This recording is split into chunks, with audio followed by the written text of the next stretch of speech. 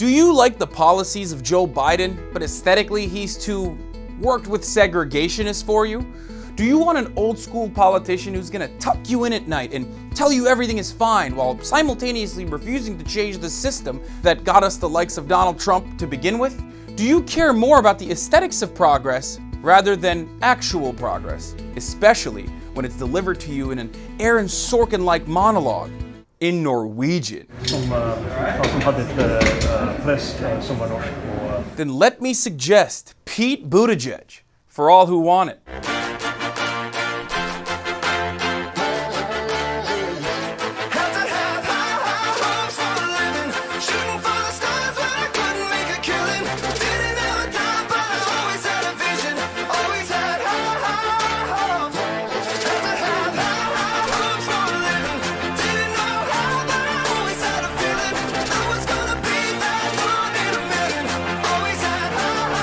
That video was too spicy for TikTok, by the way. They took it down. I'm being censored, ladies and... Pete Buttigieg is the kind of candidate who, since he was 12, has been thinking about the most politically correct answer he could give to questions he may be asked on the debate stage. Which, by the way, is what I thought about him even before that famous Twitter thread from the girl who grew up with him. Hailed as white gay Obama by the mostly white media class, Pete is the ideal candidate for inaction, technocratic solutions, all while uttering a whole bunch of sound bites where he seems like he's saying things, but he's literally not saying anything. In order to address this, we have to recognize that this is not about t-shirts. This is about much deeper underlying issues, and we're not going to move forward unless we take those issues seriously. Oh wow, how incredibly insightful.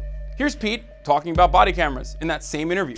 There are a lot of concerns. There are a lot of issues to work through, legal issues, privacy issues, but this is also something we have to take seriously, and we are, and we're looking into it. But again, this isn't about technology any more than it's about t-shirts. This is about us. This is about our values. This is about our community. And we've got to do this together, and those of us in elected leadership have to ask ourselves, of everything we're doing, is this going to drive people apart? Or is it going to pull us together? Now, you might think I'm being unfair to Pete. He's just trying to address both sides of Black Lives Matter and its reactionary counterpart, All Lives Matter. And since Pete Buttigieg has a relatively short track record in charge of Indiana's 4th largest city, it should be hard to nail him on any of this, right?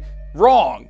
There's a reason why Pete's polling at nearly 0% with black voters, and his sexuality is not as big as a reason as his campaign, who leaked a memo to the press, would have you believe. Starting with the fact that he fired South Bend's first black police chief months into his first term as mayor because of an ongoing legal battle where the police chief recorded officers he speculated of being racist and going behind his back to the mayor to get him fired. The police chief successfully sued the city for $50,000. The city official who revealed the unethical and racist content of the tapes was then also fired for her role in the affair, and then she successfully sued the city for $235,000. And this kind of attitude festering in South Bend led to Pete's police force paying out $1.3 million in settlements for police brutality and civil rights violations.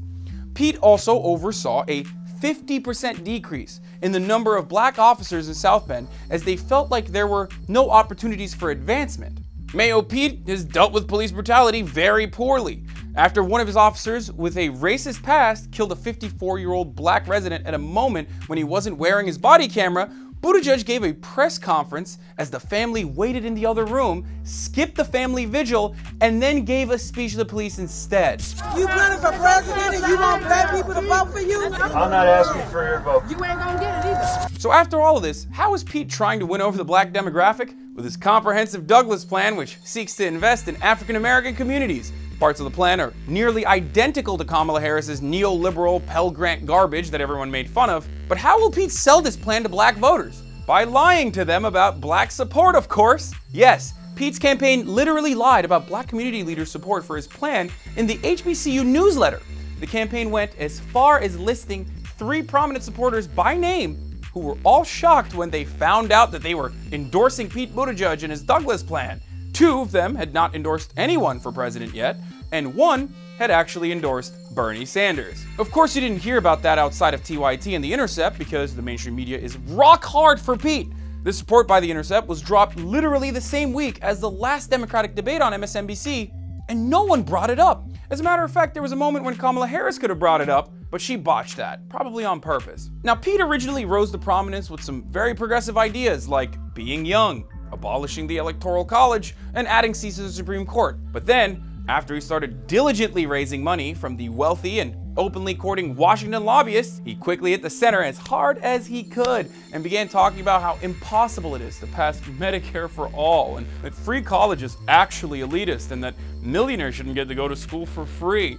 Yeah, dude, we should just eliminate public schools in its entirety because rich kids might end up taking advantage of it. We should just privatize the roads and the fire department while we're at it too. Seems like a great idea, Pete. So if you parse Pete's rhetoric and the overwhelming media love he has gotten since day one, you arrive at one truth he absolutely stands for. He really wants to be president, and he's willing to do whatever he can, and he's willing to say whatever he can to get there.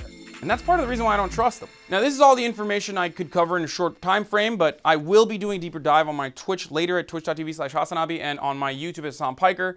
I'm Hasan Piker, and this has been The Breakdown. Never miss another breakdown video by ringing the bell below. You'll get notified whenever we publish something new. Also, don't forget to join TYT today. Download our TYT Plus app on your phone or head on over to tyt.com/join.